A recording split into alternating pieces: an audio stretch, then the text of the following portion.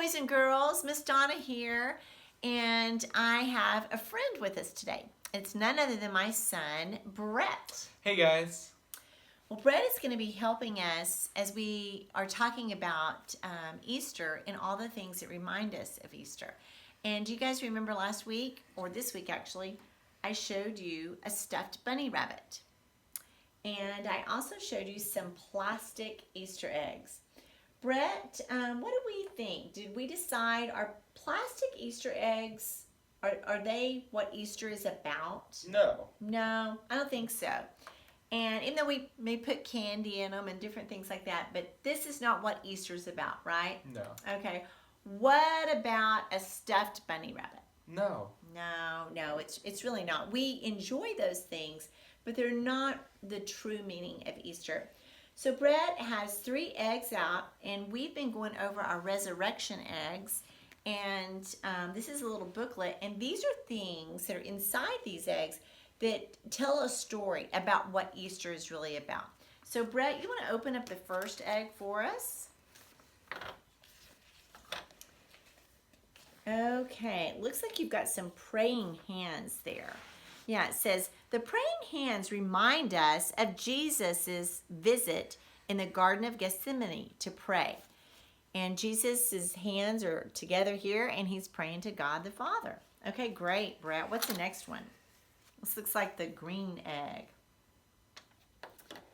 Okay, that is a leather strip.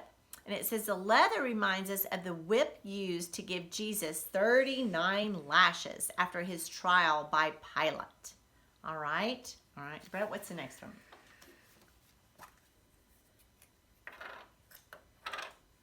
Okay, and here we have a crown of thorns.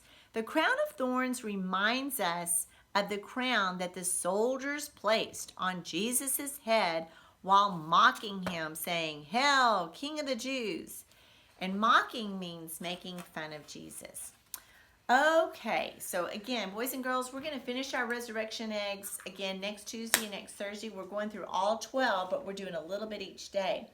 And I have a wonderful book right here that I want to read to you. It's called The Story of the First Easter.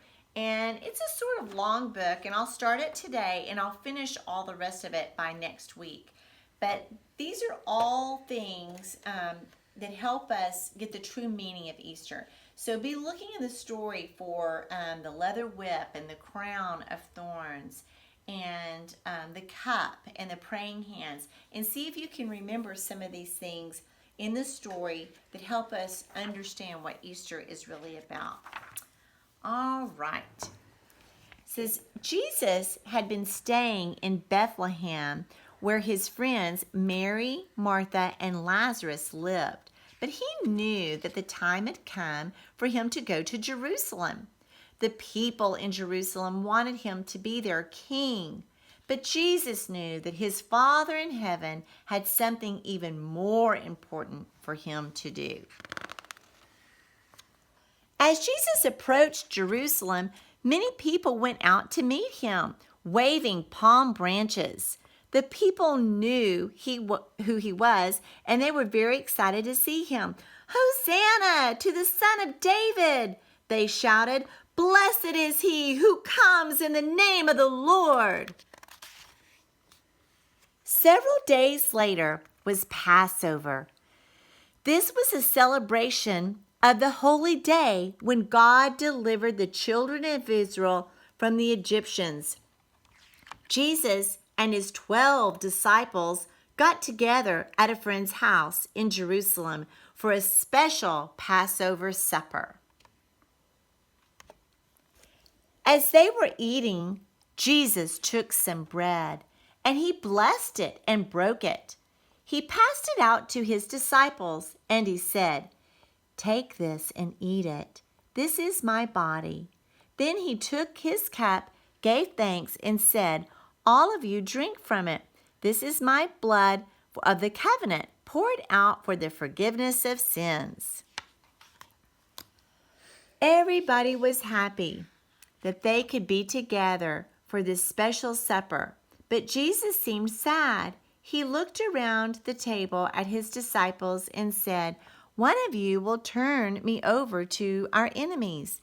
11 of the disciples couldn't believe their ears, but Judas knew what Jesus was talking about. After supper, Jesus took his disciples to the Mount of Olives. Then Peter, James, and John went with Jesus to a grove of olive trees called the Garden of Gethsemane. Jesus often went to this place with his disciples to pray and rest. Jesus went among the trees and knelt down to pray. He asked God the Father to help him face what he knew was going to happen soon. Okay, we're going to stop here. As I shared with you, this is a little bit of a long book, but it's a great story. I find this the most important story to help us understand what Easter is really about. So now we're going to go down for our next video and we're going to do a demonstration. This is kind of like our little science and discovery, and this is going to be about our resurrection rolls. So come along, guys.